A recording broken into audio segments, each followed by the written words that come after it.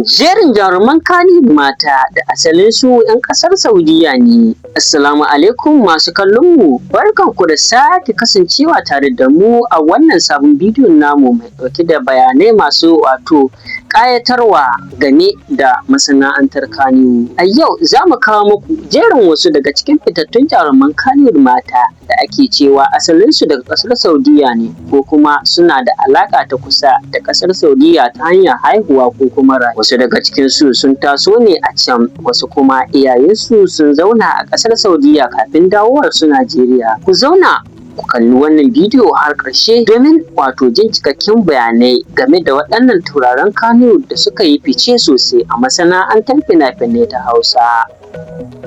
Jaruma ta ɗaya, Ummi Rahab. Da farko a jerinmu akwai fitacciyar jaruma mai tasowa cikin sauri Ummi Rahab. Jarumar ta kasance ɗaya daga cikin matasan jarumai da suke mamaye masana'antar ta Kannywood cikin ƙanƙanin lokaci. Kyawunta, ƙwarewarta da kuma yadda take iya fitowa a fina-finai sun sanya mutane da dama suka fara bibiyar ta. Rahotanni da dama sun bayyana cewa Ummi Rahab tana da alaƙa da ƙasar Saudiyya musamman ta ɓangaren rayuwa da kuma yadda ta taɓa zama a can tun tana ƙarama. Wannan ne ya sa wasu masoyanta suke kiranta da 'yar Saudiyya saboda yadda take nutsuwa da kuma tsarin rayuwarta. Ummi Rahab ta fito a fina-finai masu yawa tare da manyan jarumai irin su Ali Nuhu, RM Zango da Naziru Sarkin Waƙa. Da kasancewar ta matashiya, ta samu masoya sosai a Najeriya da ma ƙasashen ƙetare. Abu ɗaya da mutane suka fi yaba mata da shi shine yadda take kula da mutuncinta tare da nuna hazaƙa a harkar fim. A yanzu haka tana ɗaya daga cikin jaruman mata da suka fi tashe a masana'antar ta Kannywood. Jaruma ta biyu ita ce Maryam Booth. Jaruma ta biyu a jerinmu ita ce Maryam Booth. Wannan suna ba bako bane a masana'antar Kannywood domin kuwa Maryam Booth ta daɗe tana harkar fim tun tana ƙarama. Maryam Booth ɗan tsohuwar jaruma ce Zainab Booth, kuma ta taso cikin harkar nishaɗi tun tana yarinya.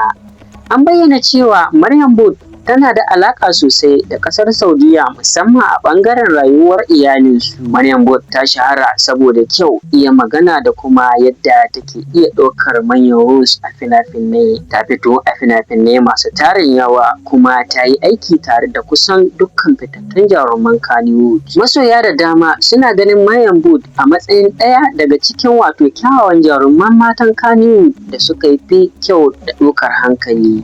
Haka kuma tana ɗaya daga cikin jaruman da suka fi samun mabiya a shafukan sada zumunta. Da ƙalubalen da ta taɓa fuskanta a rayuwa, Maryam Booth ta ci gaba da riƙe matsayinta a masana'antar na Kannywood. Jaruma ta uku ita ce Fati Slow Motion. A matsayi na uku akwai Fati Slow Motion. Jaruma ta yi suna sosai musamman a shekarun baya lokacin da ta kasance cikin jaruman da suka fi fitowa a fina-finai masu tashi. Fati Slow Motion ta kasance ɗaya daga cikin jaruman da suka fi shahara saboda salon kwalliya da kuma iya fitowa a matsayin budurwa mai natsuwa kuma mai mutunci. Wasu bayanai sun nuna cewa tana da asali ko kuma alaƙa da ƙasar Saudiyya.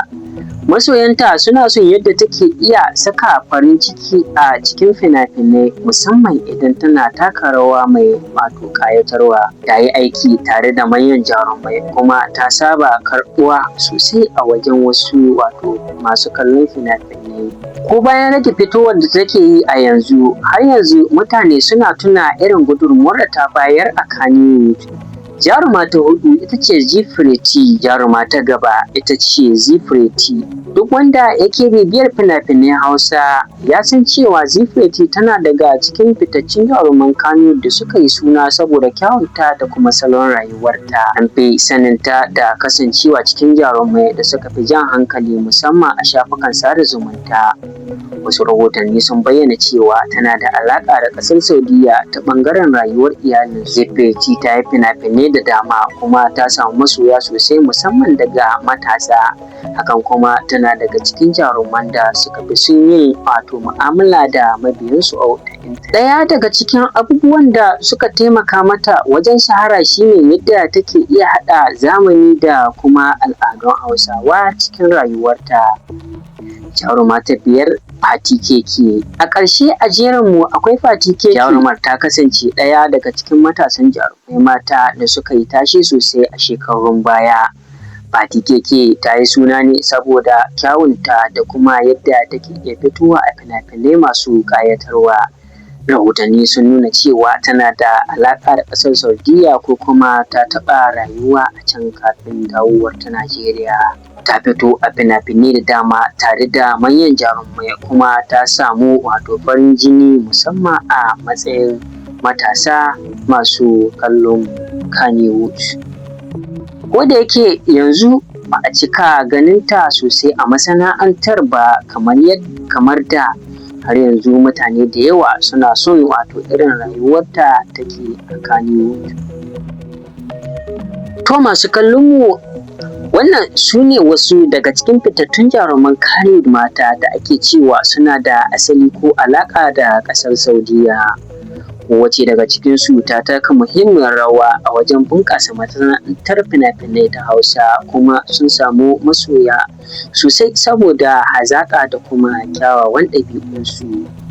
Idan kun ji daɗin wannan bidiyo, ku danna alamar like ko subscribing, sannan ku danna ƙararrawar sanarwa domin samun sababbin bidiyoyinmu cikin gaggawa.